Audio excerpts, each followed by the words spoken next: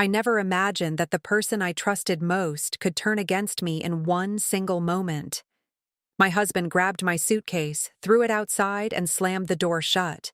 I stood there stunned, my heart racing, my mind screaming, wondering how everything I built could be treated like trash. But I did not run. I did not cry. I waited. I watched.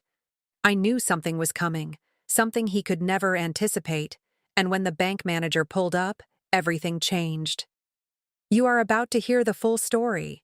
Comment below and tell me your state. My name is Julie Mendez, and I never thought my life would reach a point where every moment felt like a test of my patience and strength. I had been married for 7 years to a man I thought I knew completely, a man I believed loved me as much as I loved him. Our house was quiet that evening, the kind of silence that always makes you uneasy when things are not right. I had just returned from work, tired but hoping for a peaceful night. Instead, I found my entire life packed into a single suitcase sitting on the porch. I could not believe my eyes. My husband, Mark, stood in the doorway, arms crossed, a cold expression on his face that I had never seen before. Without a word, he motioned toward the suitcase. I walked closer, my hands trembling, trying to understand what was happening. He said that I was being unreasonable, that he could not tolerate my decisions anymore, and that I had to leave. I asked him why, but he refused to explain. It was as if all the love we had shared over the years evaporated in an instant. I picked up the suitcase, heavy with all my belongings, and stepped onto the porch. The night air was chilly, and the streetlights cast long shadows across the pavement. I felt my heart sink, but I did not show fear. I had never been someone to run from challenges, and I was determined not to let this moment define me. As I walked toward my car, I realized that I needed a plan, a way to protect myself, my savings, and my dignity. I remembered the conversations I had quietly had with the bank manager over the past months, moments where I had carefully prepared for emergencies. I did not know if Mark realized that I had been planning for security, for independence, for moments exactly like this. I waited until I saw the familiar black car pulling into the driveway. My pulse quickened. I knew that once the bank manager arrived, nothing would be the same. My mind raced with what I would say, how I would react, and what steps I needed to take to ensure that I would not lose everything I had worked so hard for. At that moment, I felt a strange combination of fear and exhilaration, the feeling of standing on the edge of a cliff, knowing that I could either fall or soar. Mark watched me silently, unaware that the power had shifted. I had learned patience, strategy, and courage in ways I could never have imagined. That night would mark the beginning of a transformation I did not yet fully understand, a journey that would teach me the meaning of resilience, independence, and justice. Every heartbeat seemed louder as I waited for the moment to act, knowing that everything depended on what came next. As the black car rolled into the driveway, I felt a sense of calm determination wash over me. I opened the car door and stepped inside, placing my suitcase carefully on the back seat. The bank manager, Mr. Harris, looked at me with curiosity, sensing that something unusual was happening. I forced a polite smile, hiding the storm inside me. I told him that I needed his advice urgently, that it was a personal matter involving finances that could not wait. I could see his eyebrows raise, but he nodded and listened. Mark stood on the porch, arms crossed, watching every movement I made. I could feel his eyes burning into my back, but I refused to look at him. I did not give him the satisfaction of seeing me fear him. I had spent years building my life carefully, saving every extra dollar, making sure I had security if the day came when I would need it. And now, that day had arrived. Mr. Harris stepped out of the car with me, and we walked toward the bank branch together. I could feel Mark's frustration, his anger growing as he realized I was not following the path he had tried to force upon me. I led Mr. Harris into a private office, and as soon as we were seated, I began to explain the situation. I told him everything calmly, every detail, every concern. I described Mark's recent behavior, the threat to take control over my finances, and the emotional turmoil I had endured silently. He listened carefully, taking notes, and I could see a growing respect in his eyes. He understood the seriousness of the situation, the potential danger if I did not act quickly. I could feel my heart racing, but I spoke clearly, methodically, showing that I was not a victim, but a woman ready to protect herself and her future. I requested temporary measures, paperwork to secure my accounts, and instructions to ensure that my savings could not be accessed without my consent. While we spoke, I could not help but glance out the window.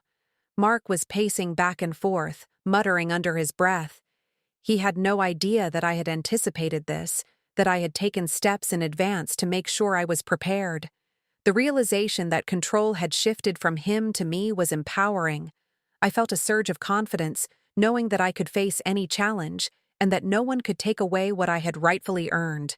By the time the meeting ended, I had secured everything I needed. Mr. Harris reassured me that the measures were temporary, but strong enough to prevent any interference. As I walked out of the bank, suitcase in hand, I felt a transformation within me. I was no longer the woman who had stood trembling on the porch. I was someone who had faced betrayal, uncertainty, and fear, and emerged stronger, smarter, and ready for whatever came next. The night air felt different, lighter, filled with possibilities, as I prepared for the next steps that would completely change the course of my life. After leaving the bank, I did not go home. I knew that returning to the house while Mark was still there would only escalate tension. Instead, I drove to a small cafe I often visited, a place where I could think clearly and plan my next moves. I placed my suitcase beside me, a constant reminder of the life I had almost lost. As I sipped my coffee, I reviewed everything in my mind. Every step I had taken, every precaution I had planned, and every possible reaction Mark might have. I felt a strange mixture of fear and excitement. I was finally taking control, and the feeling was intoxicating. I noticed people around me, going about their ordinary lives completely unaware of the storm unfolding in mine. I could not help but think that so many women and men out there might face similar situations, trapped in relationships where trust was broken and love was used as a weapon. I felt a sense of responsibility to myself and a deeper understanding of the strength I had discovered. This was not just about my finances or my belongings. This was about reclaiming my life and my dignity. Suddenly, my phone buzzed. It was a text from Mark. He demanded that I return home immediately and threatened to involve authorities if I did not comply. I read the message carefully and felt a calm determination. He did not realize that I had already prepared for this. I replied simply, letting him know that I was handling everything legally and that I would not be intimidated. I did not give him the satisfaction of panic or anger. I knew the power had shifted, and I would not let it go back to him. Hours passed, and I spent the time reviewing all the documents I had prepared with Mr. Harris. Every account was secured, every precaution taken. I knew that if Mark attempted to challenge any of it, he would fail.